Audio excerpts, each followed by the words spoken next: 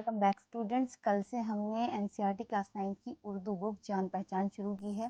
اس کا ایک chapter already ہم ایکسپلین کر چکے ہیں. آپ نے ابھی تک اگر وہ ویڈیو نہیں دیکھی ہے تو اس ویڈیو کی ڈسکرپشن میں آپ کو اس کا لنک مل جائے گا. اور آج ہم اس کا دوسرا چیپٹر بہادر شاہ کا ہاتھی پڑھنے والے ہیں. چیپٹر شروع کرنے سے پہلے اس کے رائٹر میر باقر علی دہلوی کے بارے میں پڑھ لیتے ہیں. میر باقر علی دہلوی دلی کے آخری داستان گو تھے. داستان کہتے ہیں کہانی کو. داستان گو کہانی کہنے والے، کہانی سنانے والے تھے. وہ داستان سنانے دور دور جاتے تھے. راجاؤں اور نوابوں کے دربار میں بلائے جاتے تھے. وہ ریاست پٹیالہ میں داستان سنانے کے لیے ملازم بھی رہے. یعنی کہ پٹیالہ کی جو اس وقت ریاست تھی تو وہاں پر ان کو دربار میں ایک اس طریقے سے ایک پوسٹ مل گئی تھی کہ وہ کہانی سنا کر راجا کا اور درباریوں کا منورنجن کرتے تھے. پٹیالہ سے دلی آ گئے. دلی میں املی کی پہاڑی پر ان کا گھر تھا. سنیما کے رواج نے داستان گوئی کے فن کو متاثر کر دیا. یعنی کہ اس وقت جب فلمیں بننی سٹارٹ ہو گئی تھیں تو اتنا زیادہ لوگ داستان سننے میں انٹرسٹ نہیں لے رہے تھے. تو جب فلمیں بننی شروع ہوئیں تو کہیں نہ کہیں ان کے کام پر اس کا اثر پڑا، جس کی وجہ سے ان کی عمر کا آخری حصہ غریبی میں بسر ہوا. جب لوگوں کی توجہ سے کہانیوں سے ہٹ کر سنیما کی طرف پہنچی تو پھر کیا ہوا، ان کے کام پہ اس کا اثر پڑا اور ان کی زندگی کا آخری حصہ جو تھا وہ مفلسی میں بیتا. داستان گوئی انہیں ورثہ میں ملی تھی. ورثہ میں ملی تھی یعنی کہ وراثت میں ملی تھی، ان کے باپ دادا سے ملی تھی. وہ اپنے نانا میر پیڑا کے شاگرد تھے. شاہد احمد دہلوی نے لکھا ہے کہ میر صاحب بزم اور رزم کو اس انداز میں بیان کرتے ہیں کہ آنکھوں کے سامنے پورا نقشہ کھنچ جاتا ہے. بزم کہتے ہیں محفل کو اور رزم کہتے ہیں لڑائیوں کو. بزم اور رزم کا مطلب ہوا جس سے زندگی کے اتار چڑھاؤ، جس میں محفل بھی ہے، غم بھی ہے، خوشی بھی ہے، لڑائی بھی ہے. تو اس طریقے کو وہ ہر طریقے کی چیزوں کو اس طریقے سے بیان کرتے تھے کہ سننے والوں کو لگتا تھا جیسے مانو سامنے ہی تصویر چل رہی ہو. داستان کہتے جاتے اور موقع بہ موقع ایکٹنگ کرتے جاتے. ہر علم کا انہوں نے باقاعدہ مطالعہ کیا تھا. مطالعے کا مطلب ہے کسی چیز پر بہت زیادہ غور کرنا، دھیان دینا، بہت کسی چیز میں پرفیکشن حاصل کر لینا. بڑھاپے میں ناقدری اور قسم پرسی. قسم پرسی کہتے ہیں ایک ایسی حالت کو، ایک بے کسی کی حالت، ایسی زندگی جس میں کوئی پوچھنے والا نہ ہو، وہ کہلاتی ہے قسم پرسی.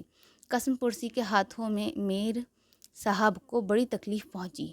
میر باقر علی نے پاجی پڑوس، گاڑے خان نے مکمل جان کو طلاق دے دی اور مولا بخش ہاتھی کے نام سے کتابیں بھی لکھی تھیں. چلیے اب چیپٹر سٹارٹ کرتے ہیں جس کا نام ہے بہادر شاہ کا ہاتھی.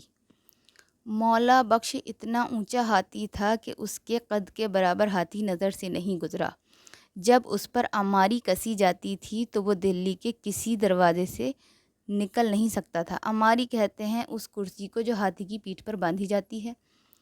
جب اس پر عماری باندھی جاتی تھی تو وہ دلی کے کسی بھی دروازے سے نکل نہیں سکتا تھا. وہ چاروں گھٹنے ٹیک کر شہر سے باہر جاتا تھا اور اسی طرح اندر داخل ہوتا تھا. آخر بہادر شاہ بادشاہ نے لاہوری دروازے کو توڑوا کر مولا بخش کے واسطے اتنا اونچا کر دیا کہ وہ میں عماری کے گزر جائے. میں عماری یعنی کہ عماری کے ساتھ وہ گزر جائے. اکبر شاہ ثانی کے زمانے میں ایک سوداگر مولا بخش ہاتھی کو لایا تھا. اس کے فیل ہاتھی کو کہتے ہیں. بان یعنی کہ جو اس کا رکھوالا ہوتا ہے. فیل بان یعنی کہ مہاوت بولتے ہیں ہم جیسے ہندی میں.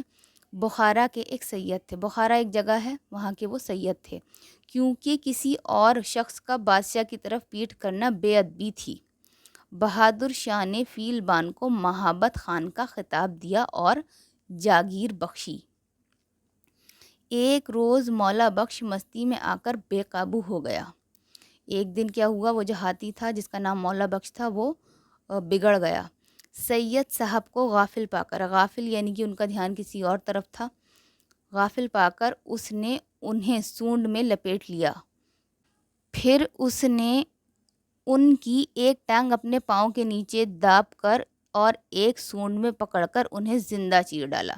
یعنی کہ یہ اس نے کس کے ساتھ کیا؟ وہ اس کا اپنا ہی جو محاوت تھا سید صاحب، ان کو اس نے زندہ چیر ڈالا۔ سید صاحب کی بیوہ کا ننھا سا بچہ 2 ڈیڑھ برس کا اس کی گود میں تھا، یعنی کہ ان کی جو وائف تھی ان کا ایک بیٹا تھا، 1.5 2 سال کا وہ تھا۔ بیچاری خاوند کے غم میں روتی پیٹتی آئی، خاوند ہسبینڈ کو کہتے ہیں، اور اپنے بچے کو مولا بخش کے آگے ڈال کر کہا، لے موئے اس کو بھی مار ڈال۔ اس وقت تک مولا بخش کی مستی اتر چکی تھی، یعنی کہ اس وقت جو ہاتھی تھا وہ کنٹرول میں آ چکا تھا۔ اس نے بچے کو سونڈ سے پکڑ کر اپنی گردن پر بٹھا لیا۔ اس روز سے یہ بچہ مولا بخش کے ساتھ رہتا۔ بچے کے سامنے مولا بخش سے جو کہو وہ فوراً کرتا، اور جہاں یہ بچہ مولا بخش کی آنکھوں سے اوجھل ہوا یعنی کہ غائب ہوا، مولا بخش نے دنگا کرنا شروع کر دیا۔ اس بچے کا نام رحمت علی تھا۔ جب رحمت علی بڑا ہوا تو اس کے ہم عمر بچے اس کے ساتھ کھیلنے کو آتے۔ اگر کسی بچے نے سید صاحب سے کہا، یار گنا نہیں کھلواتے، تو سید صاحب مولا بخش سے کہتے کہ مولا بخش ہمارے یار کو یاری دو۔ مولا بخش گنا چھیل کر جس بچے کو سید صاحب کہہ دیتے دے دیا کرتا تھا۔ مولا بخش پر سواری کرنے اور گنوں کے لالچ سے لڑکے تمام دن وہیں جمع رہتے۔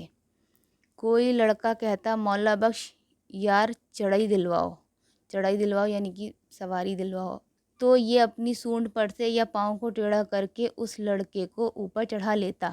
جب لڑکے زیادہ ہوتے اور ان میں سے کوئی کہتا، مولا بخش یاری آوے، تو مولا بخش گنا چھیل کر سونڈ میں لیتا اور تمام لڑکوں کی نظر بچا کر اس لڑکے پر گنا پھینک دیتا تھا۔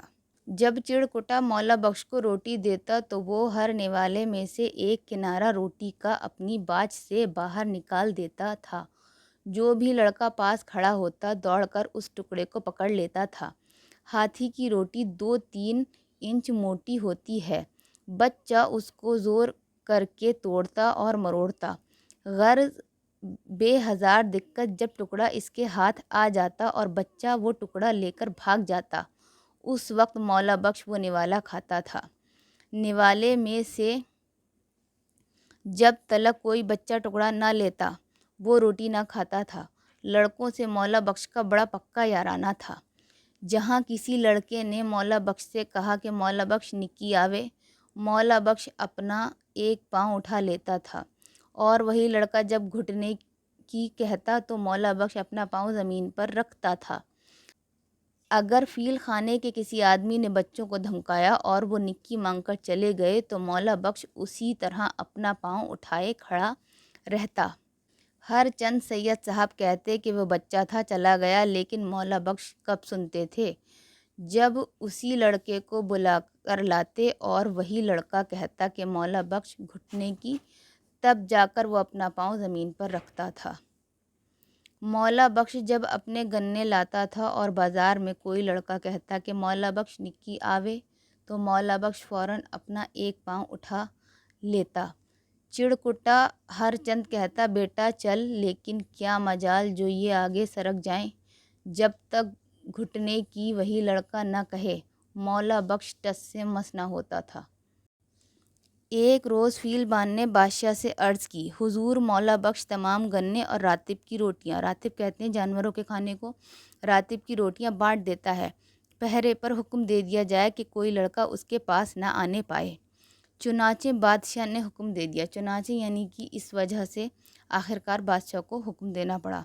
صبح کو حسب معمول، حسب کہتے ہیں مطابق، معمول یعنی کہ روٹین، حسب معمول روٹین کے مطابق مولا بخش نے لڑکوں کا انتظار کیا، یعنی کہ جب آرڈر نکل گیا کہ کوئی لڑکا اس کے پاس نہیں جائے گا تو اس کی نیکسٹ مارننگ کیا ہوا، اپنے روٹین کے مطابق مولا بخش نے لڑکوں کا انتظار کیا۔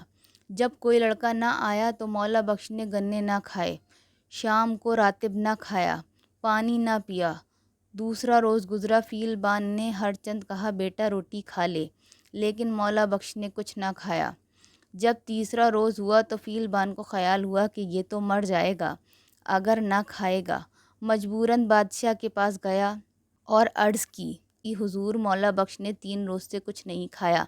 یہ سن کر بادشاہ نے فرمایا، بھائی میں بھی فقیر ہوں اور میرا ہاتھی بھی ایسا ہی ہے، خدا نے ہم کو اس واسطے دیا ہے کہ بانٹ کر کھائیں۔ پہرے پر حکم دو کہ کسی لڑکے کو نہ روکا جائے۔ غرض جب لڑکے آئے تو مولا بخش نے راتب اور گنے بانٹ کر کھانے شروع کر دیے۔ مولا بخش بادشاہ کے روبرو آتا تھا تو دونوں گھٹنے ٹیک کر اور سر جھکا کر سلام کرتا تھا۔ اس کی مستک یعنی کہ ماتھا اتنا اونچا تھا، اتنی بلند تھی کہ سید صاحب اوپر بیٹھے ہوئے دکھائی نہیں دیتے تھے، اور جب بادشاہ سوار ہوتے تھے تو نہایت ادب سے سر نگوں یعنی کہ سر جھکا کر چلتا تھا۔